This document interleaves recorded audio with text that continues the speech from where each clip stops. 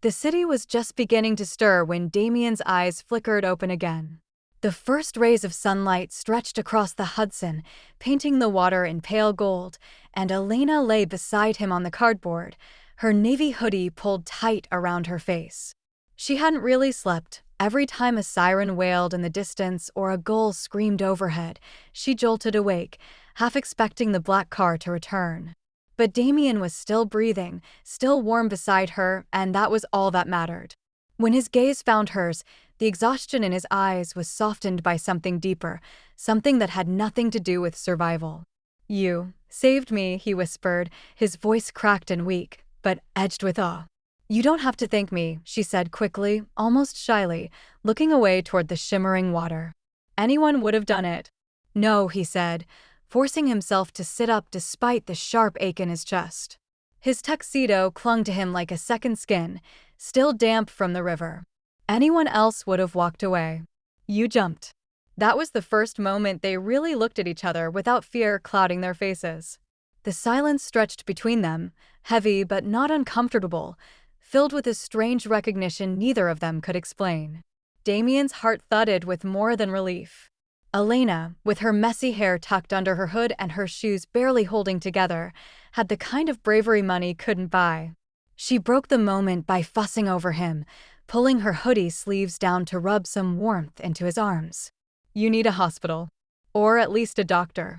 You could have drowned."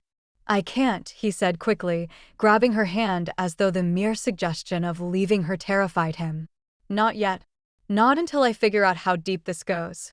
"What are you talking about?" she asked.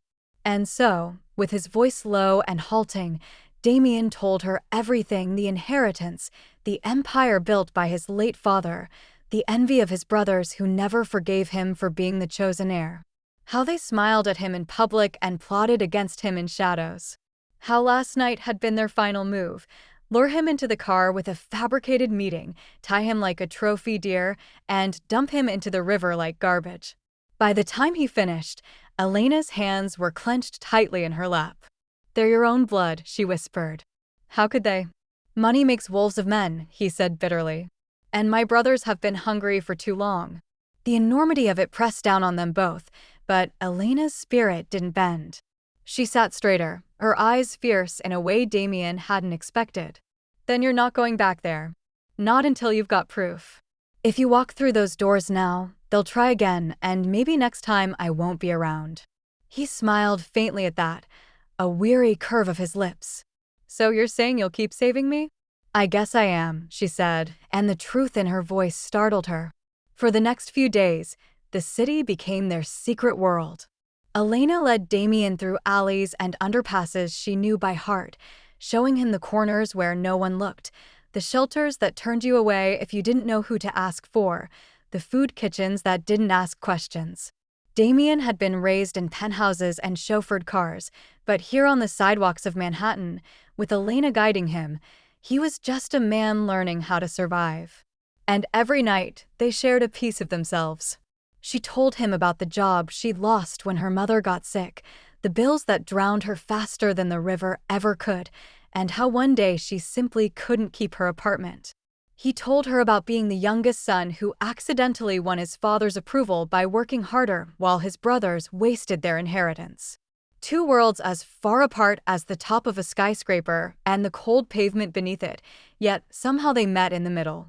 The bond between them grew quietly, almost stubbornly, as though the universe itself couldn't pry them apart. There were moments when their shoulders brushed as they huddled for warmth, or when Damien caught her watching him too long, and neither spoke of it. But it was there, undeniable as the pull of the tide. One evening, while the city glittered with neon, Damien's jaw hardened with resolve. "Elena, I can't hide forever. They'll think I'm dead, and that means they'll take everything my father left behind.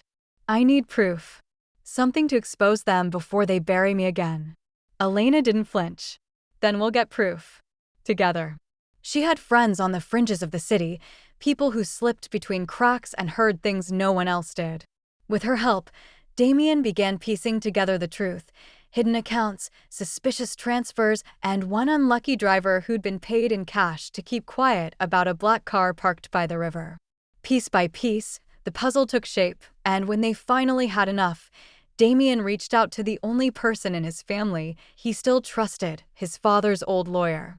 The man nearly fainted when Damien walked through his office door alive. But shock turned to determination as soon as Damien handed him the files Elena had helped collect. "This is more than enough," the lawyer said, his voice shaking with the weight of justice. "Your brothers won't see sunlight for a long time." The trial that followed was a storm, splashed across every paper and every news channel. The city buzzed with the scandal. 2 men in designer suits accused of attempting to murder their own blood. The evidence was undeniable. The witnesses brave, and Damien himself stood before the court to tell the story of the night his life was nearly stolen.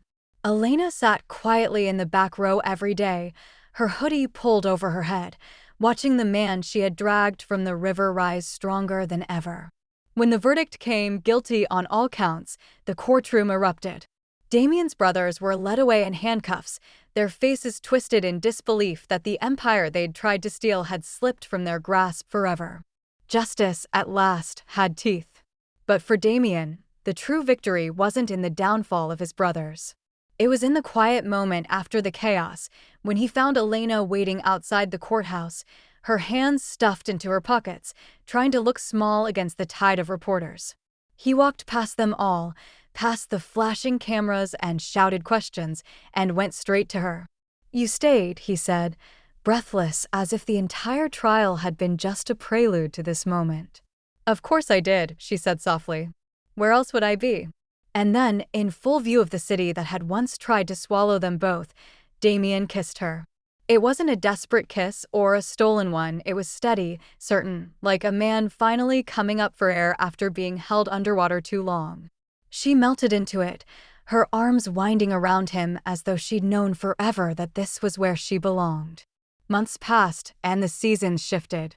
Damien no longer wore the tuxedo she had found him in, but he never forgot the weight of it, or the cardboard bed they'd shared as the sun rose over the Hudson. Elena no longer lived on the streets. Damien made sure of that, though she insisted on building her own footing, volunteering at the very shelters that had once turned her away. Together, they rebuilt not just his empire, but a life neither of them had imagined. On quiet evenings, they would return to Pier 84, sitting on the same concrete edge where their story began.